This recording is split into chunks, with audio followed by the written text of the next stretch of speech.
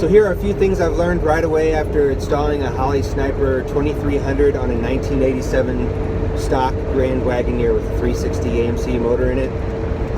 First of all, the fuel smell has totally gone away. You can drive around with the windows rolled down. It doesn't smell rich, which was a problem I was having no matter if I correctly tuned the carburetor or not. It was a rebuilt carburetor. It always had that extra rich smell.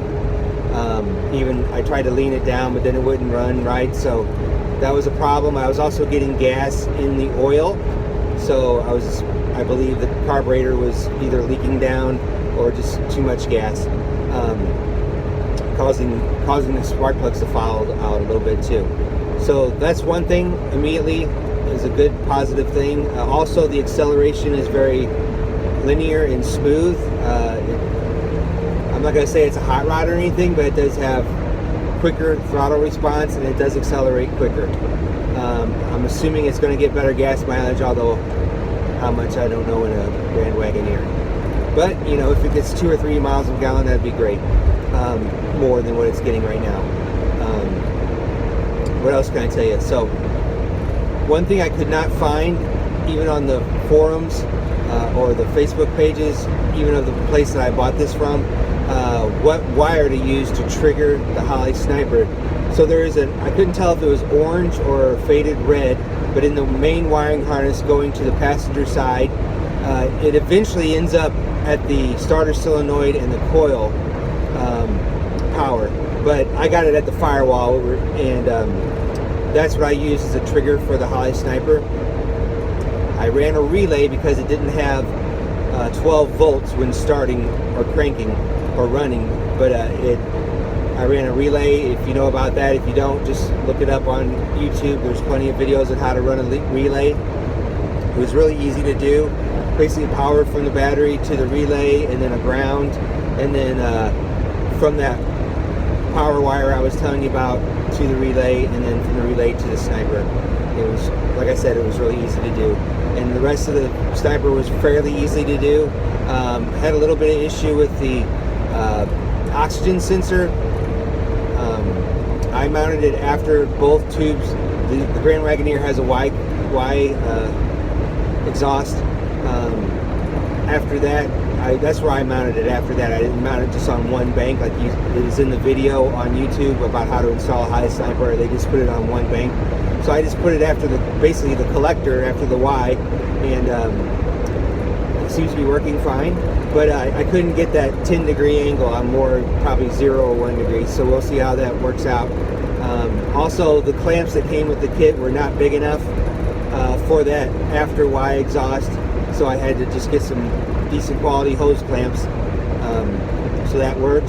The major issue was installing a 3/8 fuel line in the sending unit. They say you need a 5/16 return and a 3/8 fuel line. Well, the Grand Wagoneer has I believe it's a 1/4 inch return and a 5/16 feed line. So basically what I did is I drilled out the 1/4 inch return, installed a 3/8 line there in the sending unit, and then used the 5/16 feed line for the return. I couldn't drop the tank. It would have been a lot easier if I could drop the tank, but several of the bolts were spinning and I didn't want to spend hours upon hours. It already took long enough trying to drop the tank because of the skid plate. One good thing I was able to do is run a 6-foot piece of steel line from the front to the back of the skid plate right along the frame rail. There's a little gap there that the other lines are running through, so I just pushed it through. It went all the way to the back. I ran the fuel pump behind the axle on the driver's side inside the frame. There's just enough room there to install it. I had to move the filters. They weren't right on the fuel pump like they show in the video on YouTube. The 10 micron the 100 micron, I believe, which is the first one you put on, is closer to the fuel tank, and then the other one is basically just in front of the passenger compartment here. So sort of like what you'd find on a modern fuel injection car. The fuel filter isn't super close to the fuel pump a lot of times. So that was done. So that was the hardest part, running the fuel lines.